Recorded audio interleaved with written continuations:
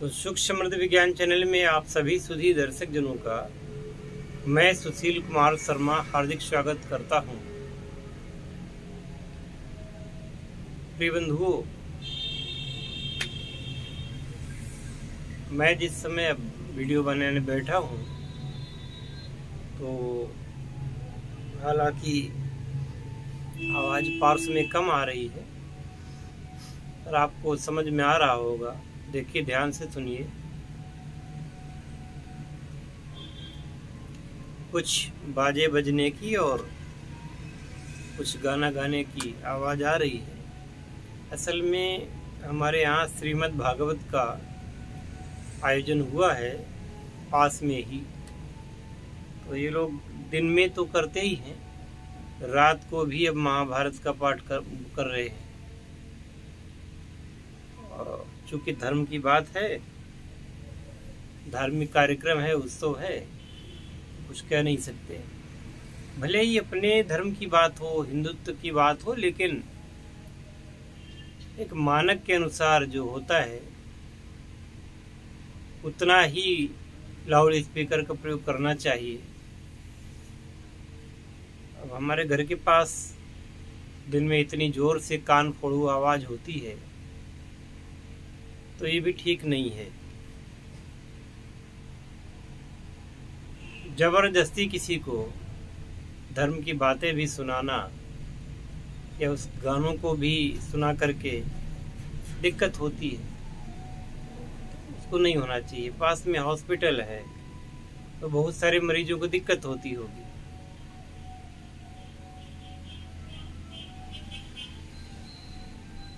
हालांकि सरकारी नियम है पर लोग उनका पालन नहीं करते। खैर, जो बात सही है वो कहनी चाहिए, कही जानी चाहिए। और जिन्हें भगवान के प्रति श्रद्धा और प्रीति नहीं है उनको भी ये सुनाना ये कोई अच्छी बात नहीं। साथ में बीमारों को, पढ़ने वालों को अगर दिक्कत हो रही है तो थोड़ा सा लाउड स्पीकर की आवाज़ कम हो तो ही अच्छा है। तो आज मैं एक ऐसे प्रसंग की बात कर रहा हूँ कि हम में से लगभग हर लोग उस चीज़ को जानते हैं, करते हैं, लेकिन दिमाग नहीं लगाते वहाँ पे, और वहाँ पे बहुत बड़ी एक भूल कर देते हैं अपने स्वास्थ्य के प्रति। अपने जो आपके वैसे कार्य के द्वारा आपके खुद के स्वास्थ्य को ऐसी हानि पहुँच रही है, आप लोग ध्यान नहीं देते हैं। तो थोड़ा ध्यान दें मैं क्या कह रहा हूँ। आज आधुनिक युग है और हम सभी लोगों को एक साल में कई बार, यानी एक मौसम में भी आपको कई बार निमंत्रण तो मिलता ही होगा। तो कभी कभी विवाह शादी है तो आपको निमंत्रण मिला, वहाँ पे जो भोजन करते हैं आप, वो बेमेल टाइप का भोजन होता है। किसी व्यक्ति ने अपनी लड़की की शादी की या लड़के की शादी की तो उसमें प्रीति भोज देते हैं। अब उसमें आपको रसगुल्ला भी मिलेगा, छेना भी मिलेगा, पनीर भी मिलेगा, फल भी मिलेंगे, दही बड़ा भी मिलेगा, है ना, तले हुए चावल भी मिलेंगे और भी कई ऐसी चीज़ें। अब खाने की आइटम तो वहाँ पे हो सकता है 10 हो, 15 हो, और आदमी थोड़ा थोड़ा सबका स्वाद लेना चाहता है। जीभ का स्वाद लेने के बाद 100 में से, मेरा ऐसा अनुमान है कि 100 में से 80 लोगों के पेट निश्चित रूप से खराब होते हैं, फिर भी लोग भोजन करते ही हैं। चलो, यहाँ तक तो ठीक था। अब दूसरी बात यह है कि एक सिस्टम चल गया है भोजन में जिसे आप लोग शहरों में बफे सिस्टम कहते हैं। बफे सिस्टम का मतलब कि भोजन लगा हुआ है, सब लोग जा कर के अपने हाथों से परोसते हैं और मनचाहा भोजन करते हैं। गजब की बात यह है कि जिस जगह मिठाई रखी होती है वहां एक आदमी खड़ा होता है कि ज्यादा मिठाई कोई न लेने पाए, बाकी जगह पर कोई होता भी है तो कोई ध्यान नहीं रखता, क्योंकि वो जानता है कि ये सब्जी कितनी खाएगा, यह व्यक्ति कितना और भोजन करेगा। परंतु कहीं रसगुल्ले ज्यादा न खा जाए, उस जगह पर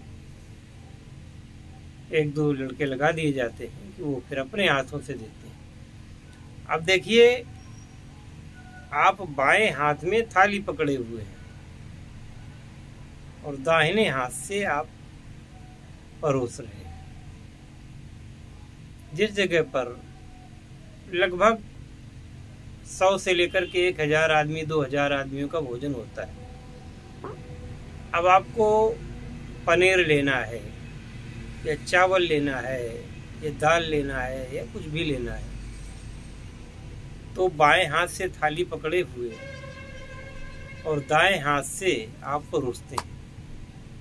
उसी हाथ से खाया, उसी हाथ से चमचा पकड़ा और आपने दाल या कोई चीज अपनी थाली में डाल ली, प्लेट में। यही क्रिया हर आदमी करता है।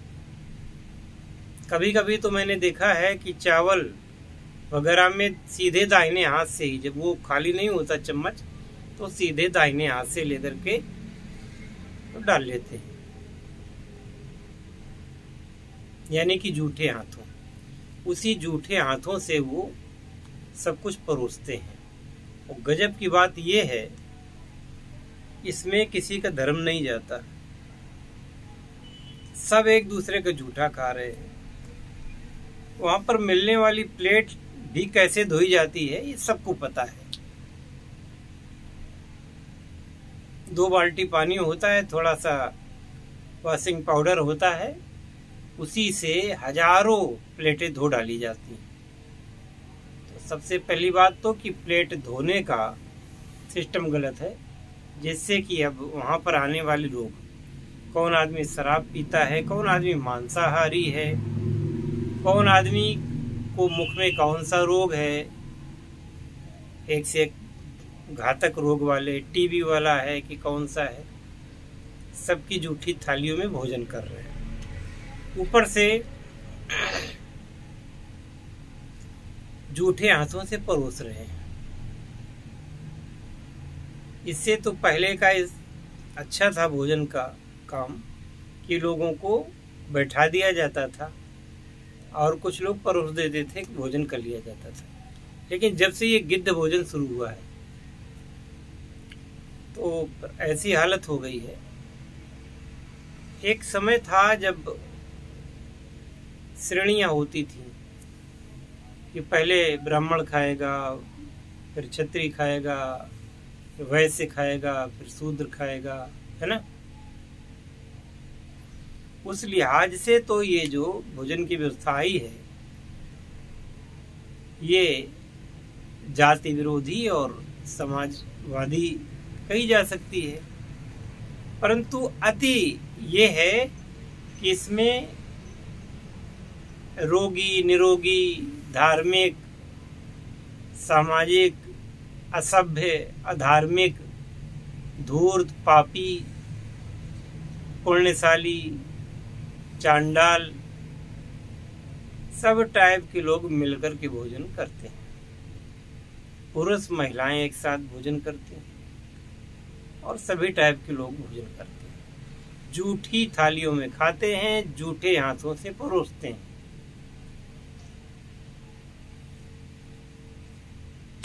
अब ऐसे लोग अगर हॉस्पिटल में जा करके हजारों रुपए नहीं देंगे तो और कौन देगा।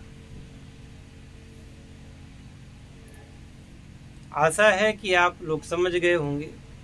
और साधक गणों के लिए तो ये स्थिति बड़ी ही खराब है। इसलिए साधक गणों को मेरी सलाह है, यदि खाना खाएं, जा करके खाना ही है, तो कृपया एक साबुन लेते जाएं